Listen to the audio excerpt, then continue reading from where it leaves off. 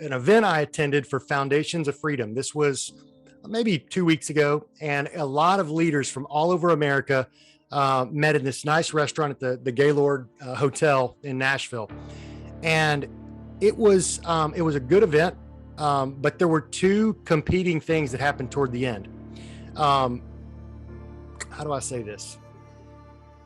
Rick Santorum was there. He got up and, kind of gave a bit of a doom and gloom thing, like, man, we're just losing, and, we got to fight harder. One guy stood up. This is an older black gentleman that he's just such a great, like, prayer warrior. I've heard him pray many times. And he said, we need to be praying that there will be Davids arise and take down the Goliaths of George Soros and Klaus Schwab. And he was saying, and I was like, man, that is so good. We do need that to happen, where there's young Davids that are willing to take the smooth stones, and man, let's take down those giants. Then there was a member of the Gaither band. He said, guys, I hear you, but there's greater hope. We need to be praying for George Soros and Klaus Schwab to come to Christ. And we have a biblical model of that in Saul to Paul. So let's pray for them. I just find myself praying very little for the likes of George Soros and Klaus Schwab to come to a saving knowledge of Christ, even though I prayed for it today, this right before, because I knew I should. But now I'm going to war fighting against them. Sure. So where do you land in all that? Well, the first thing I thought of when you were talking that story is that people are creating a false dichotomy. They're creating an either or when it's really a both and people don't understand how can that be? How could I possibly pray, for example, for the salvation of somebody as wicked as George Soros, and also at the same time pray an imprecatory prayer against him that God would destroy him? Is that possible? And I would say it's absolutely possible, because I can pray for God to be merciful, to show mercy, to show kindness, because there are examples of leaders that convert. Now, when you said, just so we're clear, because a lot of people would hear what you said, destroy him. Yeah. You mean destroy the works of his hands, destroy the plant, destroy him, kill him?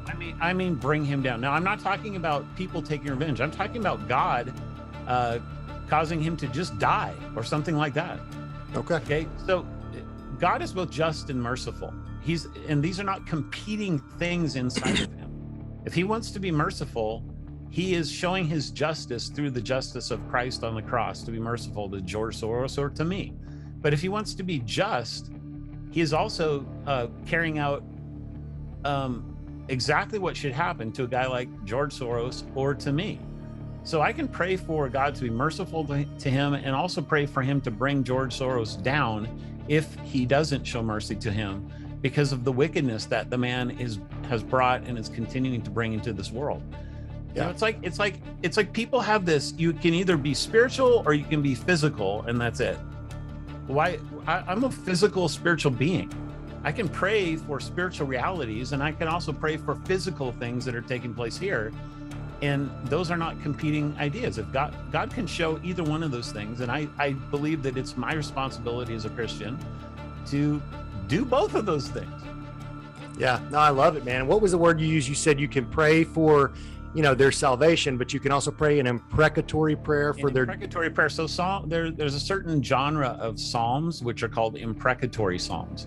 Okay. Imprecatory psalms are psalms that, the classic one is it's a prayer to God. May you dash their infants against the rocks. I think that's a horrible thing.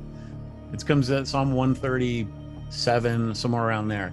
Well, how can he do that? Well, it's because David's not praying for David to go out and destroy the little children and dash them against the rocks.